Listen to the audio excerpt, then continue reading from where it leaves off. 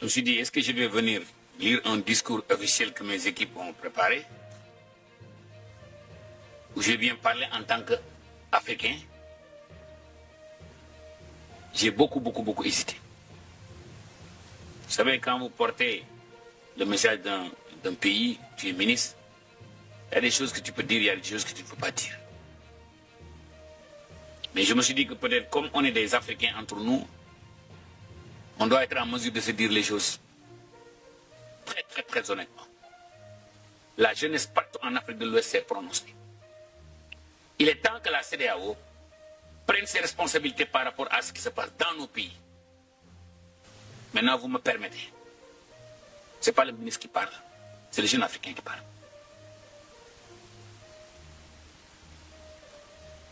Toutes ces organisations régionales, y compris la CEDEAO, vous imaginez le nombre de séminaires, le nombre de conférences, le nombre de blablabla. L'argent que l'on peut économiser seulement avec ces séminaires. Vous êtes d'accord avec moi ou pas?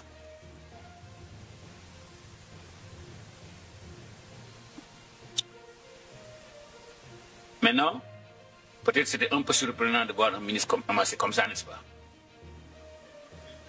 N'est-ce pas? Et cela montre que l'envie que j'ai pour que ça change. Et pourquoi je n'ai pas voulu lire ce discours-là? Mes équipes ont préparé un très bon discours et au passage, je remercie le secrétaire général qui est là. Mais j'ai voulu être quitte avec ma propre conscience. Il y a des choses que les fonctionnaires savent faire, mais il y a des choses qu'ils ne savent pas faire. Peut-être l'opportunité pour la CEDEAO de s'appuyer sur le secteur privé. De regarder ce que le président Obasanjo a fait avec les... Il avait dit ouvertement, je vais créer des milliardaires nigérians. Il en a fait.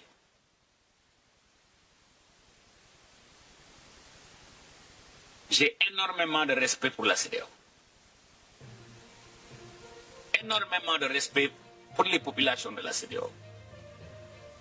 Regardez combien de jeunes africains à l'étranger, ils excellent tous. Pourquoi quand on vient chez nous, on a des problèmes? Le problème, ce n'est pas l'argent. Et vous m'excusez du terme de le dire très ouvertement. On ne peut pas continuer à commander et nourrir nos populations. C'est devenu le business model de l'Afrique. À chaque fois que ça chauffe, l'AFD va venir. La communauté européenne va venir. Les Chinois vont venir. Regardez en moins de 20 ans ce que Kagame a fait de son pays. Je demeure absolument convaincu que les Africains peuvent nourrir l'Afrique et même exporter de la nourriture. Le Maroc l'a fait. Qu'est-ce qu'ils ont de plus que nous?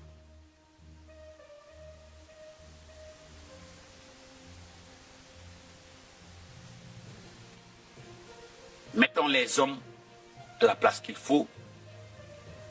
Mettons nos sous sur nos priorités. Gouvernance, gouvernance et gouvernance. En tout cas, je vous souhaite, et j'aurais dû commencer par là-bas, mais le sujet me passionne tellement que des fois je m'emporte. En tout cas, je vous souhaite une très bonne arrivée au Sénégal. Et sachez que la seule chose qui nous anime, c'est que les choses bougent. Et tellement, des fois, le problème est tellement facile à régler, je me demande, mais c'est où le problème?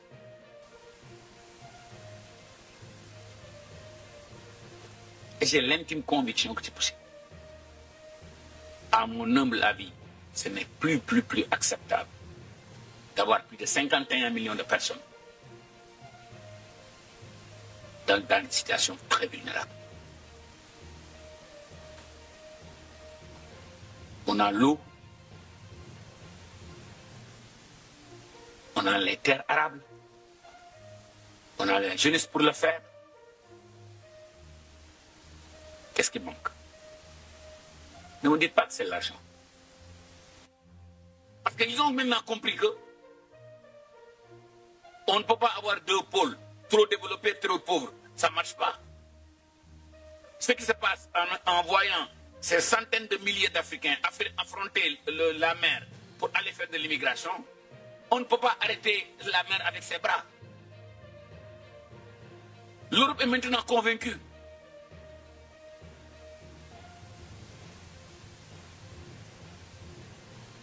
En tout cas, j'espère que j'ai été assez honnête avec vous. Maintenant, si vous voulez, je peux vous lire le discours que vous avez. Hein? Vous n'avez pas besoin de ça, je crois. Hein? Et maintenant, vous lancez, vous transmettez au président de la CEDEAO, président de l'ARA, je suis prêt à être l'ambassadeur de ce plaidoirie-là. Vous savez, vous m'excusez de le dire publiquement, vous savez, dans la vie, si tu ne cherches plus de promotion, tu peux dire les choses telles que tu les penses. Il y a une seule chose qui me préoccupe actuellement, c'est de voir une Afrique développée. C'est de voir une Afrique fière des conditions de vie de ses populations. C'est de voir une Afrique où les jeunes s'épanouissent, les femmes s'épanouissent. Regardez partout où les Africains sont d'or, ils excellent. Qu'est-ce qu'on n'a pas pour ne pas réussir? On a tout pour réussir. Gouvernance, c'est le problème.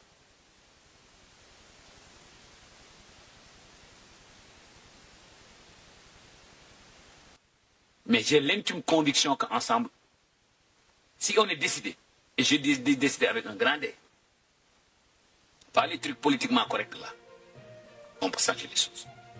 Et qu'on prenne la responsabilité de se dire que c'est à nous de nourrir notre population, on ne peut plus continuer sur l'aide et on ne doit plus continuer sur l'aide.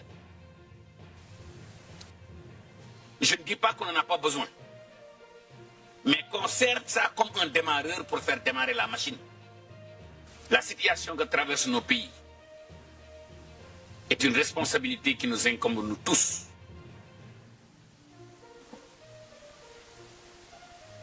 Dépendre de l'aide pour nourrir nos populations est un signe de faillite. Et je suis très désolé de le dire. Je vais lire le discours. Mais c'est très décevant ce que nous vivons en Afrique de l'Ouest. Je suis sûr que ces gens de réunion, vous en avez des dizaines. Et chaque année, c'est le même scénario. Ça chauffe. On va faire appel à l'AFD, aux partenaires techniques financiers. Le problème de notre problème, ce n'est pas l'argent. Notre problème, c'est l'organisation. On ne peut pas commettre les mêmes erreurs chaque année et espérer avoir d'autres résultats.